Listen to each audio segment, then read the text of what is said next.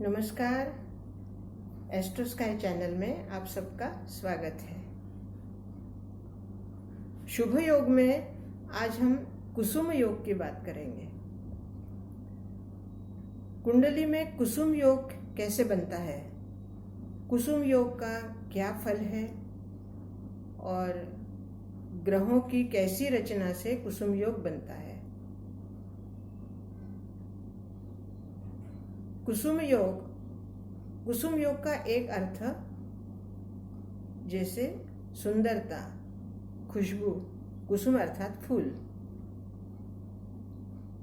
तो कहीं ना कहीं इसका अर्थ उस जातक के व्यक्तित्व से होता है, उसके स्वभाव से होता है और उसके व्यवहार से होता है।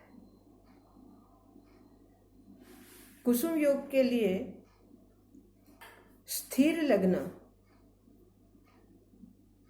और केंद्रस्थ शुक्र, चंद्रमा शुभ ग्रह युक्त पंचम अथवा नवम स्थान में, दशमस्थ शनि, इस तरह के ग्रहमान हो और इस तरह का लग्न हो तो कुसुम योग बनता है। कुसुम योग में जन्म लिया हुआ बालक अत्यंत कर्तव्यनिष्ठ, प्रज्ञावान और राजस भोगों वाला विद्वान और वंश ख्यात होता है। इन योगों के लिए जो ये छोटे छोटे योग होते हैं, इन योगों को पूर्णत्व आने के लिए लग्नेश भी उतने ही मजबूत होने चाहिए। लग्न स्थान, लग्नेश और भाग्य स्थान, ये और उसके साथ साथ पंचम स्थान के स्वामी अर्थात 1, 5, 9 के स्वामी अगर पूर्ण सहयोग में हो तो ही ये जो योग होते हैं ये फलान्वित होते हैं। दुष्ट ग्रह अर्थात पाप ग्रह या अशुभ ग्रह, इन ग्रहों का 1, 5, 9 के ऊपर दृष्टि ना हो, अस्तंगत ना हो और नीच राशि में ना हो। अगर 1, 5, 9 के स्वामी नीच राशि में आ जाते हैं तो ये योग फलता नहीं है। किसी भी योग को फलने के लिए या फलान्वित होने के लिए 1, 5, 9 के स्वामी शुभ होने, अच्छे स्थान पर होने चाहिए, अच्छे दृष्टि में होने चाहिए।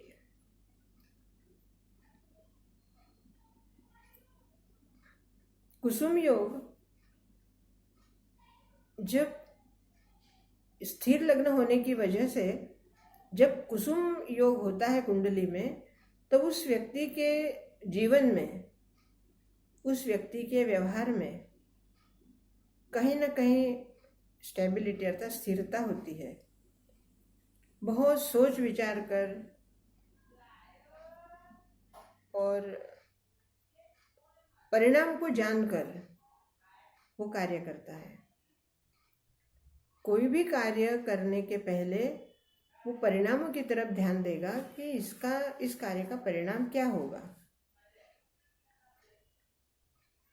स्थिरता का दूसरा अर्थ ये भी निकलता है कि उसमें हलचल ही नहीं होती, अर्थात वो कोई कार्य या व्यवसाय जो भी कार्य करता है, वो एक बार किसी चीज को अगर उसने ले लिया या पकड़ लिया या उस कार्य को शुरुआत कर ली तो वो एक ही जगह स्थिर रहता है, वो बार बार बदलता नहीं है, आज इधर कल उधर, इस तरह से नहीं होता है। उसके कार्य में स्थिरता होती है और स्थिरता पूर्वक वो कार्य करता है, कुशलता होती है। और कुशलता और स्थिरता के साथ साथ उसके कार्य में सौंदर्य भी होता है, क्योंकि शुक्र का केंद्र में होना, चंद्रमा का, शुभ ग्रहों का युति होना,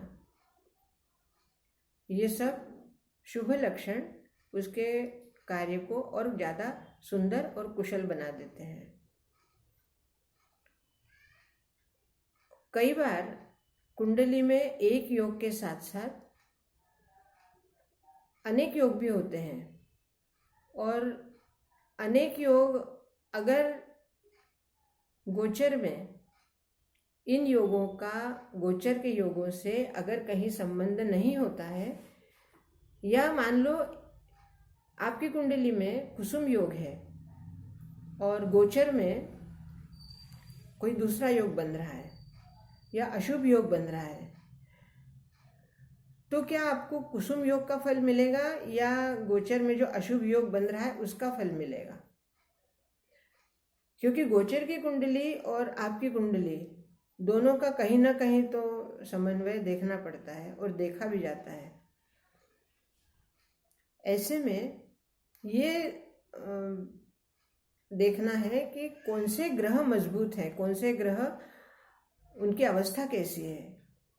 अगर आपके कुंडली के ग्रहों की अवस्था गोचर के ग्रहों की अवस्था से अच्छी है या मजबूत है, तो आपकी कुंडली का योग आपको सफल बनाएगा या वो योग सफल होगा।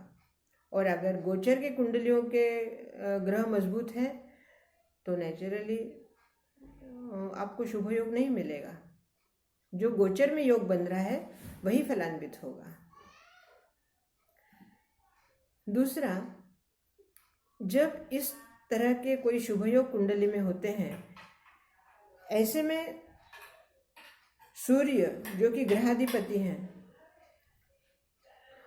और आत्मकारक भी है, तो उस समय सूर्य गोचर में कौन सी राशि में है, कौन से स्थान में है, और सूर्य का आपकी कुंडली में क्या स्थान है, क्या उनका अब क्या कौन सी अवस्था है या कौन से राशि में है, इसका बहुत प्रभाव पड़ता है। क्योंकि आत्मकारक होने की वजह से जो जातक है, योग उसी जातक को भोगना है, अच्छा या बुरा। तो चंद्रमा की स्थिति तो हमें पता चल रही है कि शुभ ग्रह के साथ है और नवम पंचम में है, इसका मतलब वो शुभ ही है। लेकिन अगर वो लग्नेश के मित्र नहीं है तो आपको इस शुभ योग को प्राप्त करने में या शुभ योग को फलान्वित करने के लिए कष्ट या फिर मेहनत ज़्यादा करनी होगी, या कहीं ना कहीं जतन करने होंगे कि ये शुभ योग आपके लिए फलान्वित बने।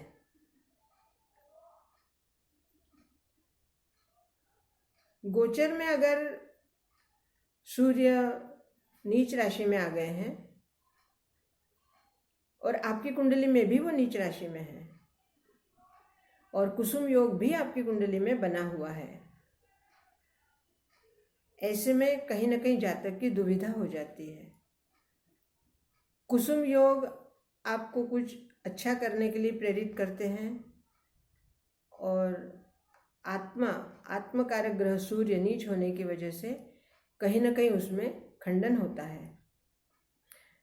ऐसे में आपको उपासना करके और सूर्य को, आत्मकारक जो ग्रह है सूर्य, उस सूर्य की उपासना करके या सूर्य का दान करके, जैसे भी आपके लग्न का स्वामी होगा और लग्न के स्वामी का और सूर्य का जो रिश्ता होगा, अर्थात जो संबंध होगा, उसके ही अनुसार आपको दान, जप, पूजा या उसकी उपासना करनी होगी और उसके बाद ही आपको उसका फल मिलेगा। दोस्तों, कुंडली के ग्रह, गोचर के ग्रह और आपकी महादशा, इन तीनों का समन्वय आपको पूर्ण तरह से फलान्वित करता है। शुभ ग्रह की महादशा अगर चल रही है और शुभ ग्रह की अंतर्दशा भी चल रही है, गोचर में भी वही शुभ ग्रह अपने उच्चस्थ में है या नवमोष में है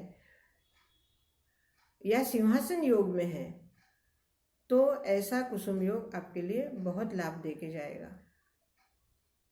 आपकी विद्वत्ता, आपका चातुर्य और आपका ज्ञान, आपकी कीर्ति तथा आपके कार्य कुशलता, उन सब का मोल होता है। अर्थात उन सब की वजह से आपको एक पद मिलता है, प्रतिष्ठा होती है।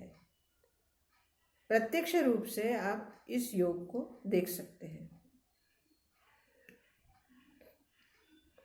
दोस्तों, ये योग बहुत छोटे होते हैं, बहुत कम समय के लिए होते हैं, क्योंकि ऐसे योग गोचर में बनेंगे तभी आपकी कुंडली के योगों का भी फलान्वित होना अधिक संभव होता है।